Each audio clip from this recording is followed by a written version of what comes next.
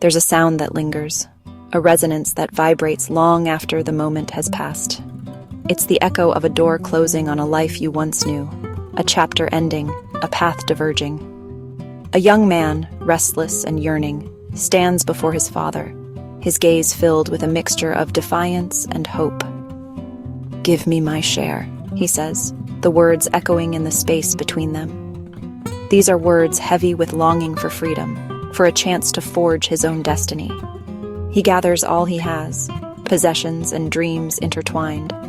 With a resolute heart, he turns his back on home, on the familiar embrace of his family. Each step is a declaration, a firm imprint on the path he's chosen. "I am leaving. I am my own," he proclaims to the world, to himself. The sun beats down with relentless intensity, but he feels only the thrill of the unknown, the promise of adventure that lies ahead. He doesn't look back, not even once. He can't see his father's silhouette fading on the horizon, a silent farewell etched against the sky. He doesn't hear the quiet prayer, a father's plea to the heavens. It's whispered for his safety, for his well-being, for his eventual return to the fold. The siren song of a distant country calls him, beckoning him with promises of untold riches and experiences. It's promising he'll finally become who he's meant to be, free from the constraints of his past. Leaving is always a tearing, a painful separation. It's a ripping from the fabric that held you together, the intricate tapestry of family and belonging. Every departure leaves a space behind, a void that echoes with unspoken words. It's an ache in the quiet moments, a constant reminder of what has been lost. The son carries his inheritance, a tangible symbol of his father's love and provision. But he leaves behind a legacy of love he doesn't yet understand, a bond that transcends distance and time. He trades the priceless for the temporary, the enduring for the ephemeral. He exchanges the eternal for the fleeting, chasing after illusions that glitter on the horizon. The father watches, his heart heavy with a mixture of sorrow and hope. He watches until his son is just a memory swallowed by the horizon, a fading speck against the vast expanse of the world. The door to his heart remains open, a beacon of unwavering love and acceptance. It remains open even as the physical door closes, a symbolic gesture of enduring hope. Love, true love, always gives a choice, the freedom to explore, to stumble, and to ultimately find one's way back. And so he waits, patiently and faithfully. He is a lighthouse, a steady beam of light cutting through the darkness of uncertainty. He is always pointing the way back home, a constant reminder that love and forgiveness await.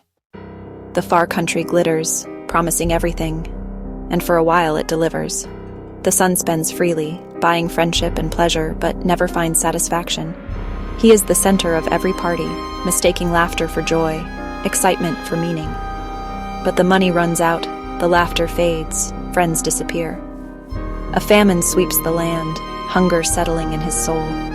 The world reveals its harshness. He is alone, stripped of wealth and pride. He hires himself out to feed pigs, utter humiliation for a son of privilege. Starving, he longs for even the pigs' food.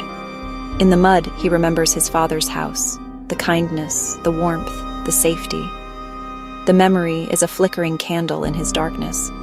He sees all he's lost, all he's thrown away. The ache of regret grows deeper than his hunger.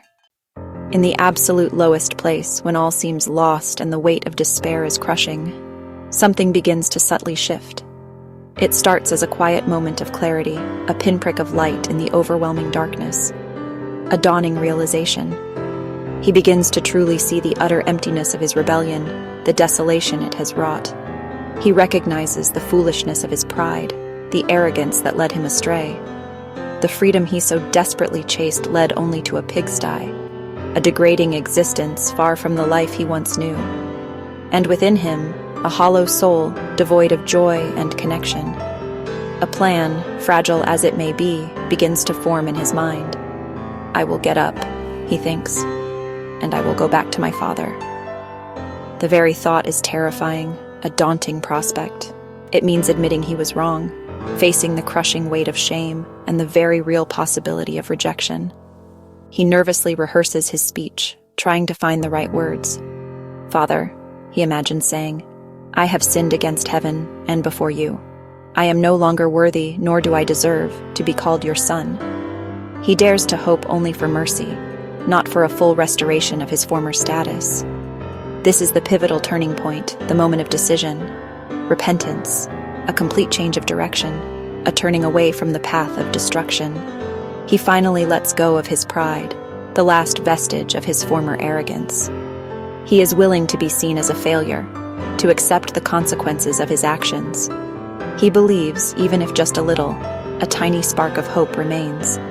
He convinces himself that life as even a servant in his father's house is infinitely better than dying alone and forgotten in this pigsty. So, with newfound resolve, he gets up. He leaves the pigs behind, abandoning his miserable existence. And with a determined heart, he turns toward home, toward the possibility of redemption.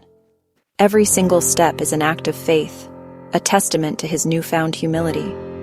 Each footfall is a silent prayer, a plea for forgiveness. He is thin, ragged, and empty-handed, stripped bare of all his possessions and pride. But despite his broken state, he is returning. He is on his way back. He walks toward a flicker of hope, a fragile ember in the darkness, a distant memory of love, a longing for the warmth of family. The long and arduous journey home begins with this single, courageous, and life-altering step. The road back is not the triumphant return he once imagined, not like the road he took when he left with such high hopes and youthful arrogance. Now it's paved with shame, regret, and a deep sense of uncertainty about what awaits him. Each step is heavy with the weight of his past actions. The sun, once a symbol of opportunity, now exposes his rags and weary face. It highlights the stark reality of his fall from grace. Every passerby seems to see not just a beggar, but his failure, his broken promises, the life he squandered. He feels their judgment like a physical blow. He keeps his head down, avoiding eye contact, repeating his speech, a desperate plea rehearsed countless times. "Father, I have sinned. I am not worthy." He clings to these words, hoping they will somehow soften the blow. He imagines rejection, the cold sting of being turned away, a closed door, a symbol of his permanent exile, his family's disappointment, the crushing weight of their unspoken disapproval. It would be easier to stay lost, to disappear into the wilderness and never face the consequences of his actions. But something pulls him forward, a whisper of hope, a memory of kindness, a desperate hope for grace, a faint echo of the love he once knew. He is no longer the proud son, full of confidence and dreams, but a beggar hoping for scraps, both physical and emotional. The world has taught him its coldness, its indifference to suffering. Home is his last resort, his only refuge from the storm. As he nears, familiar landmarks appear, the old oak tree, the winding creek, painful reminders of what he lost, the innocence and joy he carelessly threw away. Fear mixes with longing, a potent cocktail of emotions, for the safety and unconditional love he once took for granted, the warmth of the hearth he abandoned. He braces for rejection, prepares for the worst, steeling himself against the inevitable pain. But as he's still a long way off, a speck in the vast landscape, just a silhouette on the horizon, a distant figure against the fading light, the story takes a turn, an unexpected twist in the well-worn path. Something happens no one, least of all him, could have expected, a moment of grace that defies all logic and expectation. The father never stopped watching. Every day he scanned the horizon, hope undimmed by shame or public opinion. His love was not bound by pride. It was relentless, patient, and deep. He kept the gate unlocked, a light on, his heart a constant vigil. He remembered his son not as the rebel, but as the child he loved. Love remembers the best in us, even when we forget. The father never gave up hope, trusting his son would remember the way back. Then, one day, he sees a figure in the distance, a familiar slump of shoulders. It's him. The father doesn't hesitate. He doesn't wait for apologies or explanations. He only sees his lost child returning. In that moment, all the waiting and sorrow are swallowed by joy. This is the heart of God, always watching, always waiting, ready to run the moment we turn for home. He waits, not to condemn, but to welcome. The father runs, throwing dignity aside, sprinting to his son. In that culture, elders never ran, but love breaks all rules. He meets his son in the filth and shame, arms open wide.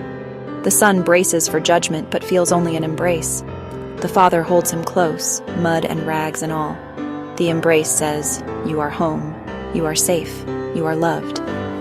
The son tries to give his speech, but the father isn't listening to words of unworthiness. Forgiveness was already waiting in the father's heart. The embrace is the answer. The kiss is the pardon. This is how God meets us, running, embracing, loving us in our mess. He doesn't demand we clean up first. He silences our excuses with forgiveness. He wants our hearts, not our apologies. He just wants his children home. Grace doesn't walk, it runs. It closes the distance between our brokenness and love. The father doesn't just welcome his son, he restores him. Quick, bring the best robe, put it on him. The robe covers shame, declares him a beloved son. Put a ring on his finger, sandals on his feet. The ring restores authority. The sandals mark him as family, not a servant. The son was ready to be a servant, but the father insists, "You are my son." Grace gives us a new identity, not just forgiveness. Then the celebration. Bring the fattened calf. Let's feast and celebrate. This is no quiet dinner, it's a party for the whole community. The father's joy is extravagant, drowning out any whispers of shame. For this son of mine was dead and is alive again. He was lost and is found. The reason for the party is not the son's merit, but the father's love. It's a celebration of resurrection, of finding what was lost. Heaven throws a party every time a child comes home. There is music, dancing, and a feast of grace. Maybe you see yourself in this story, lost, broken, far from home. Maybe the road back seems too long, too shameful. Maybe you have a speech rehearsed, a list of reasons you're not worthy. But look up. There is a father watching for you. He is not angry or disappointed. His heart is full of love. He's not waiting for you to be perfect just to turn toward home. The moment you take a step, he will run to you. He will cover your shame with his love, see you as his child. He has a robe, a ring, sandals, and a feast prepared. Your past does not define you. His love redefines you. You are never too far gone, never too lost to be found. The Father's arms are open, the gate unlocked, the party waiting. All you have to do is get up and start walking. Come home, just as you are. You belong. If this story touched your heart, subscribe for more inspiring journeys and reflections. Join our community and never miss a story.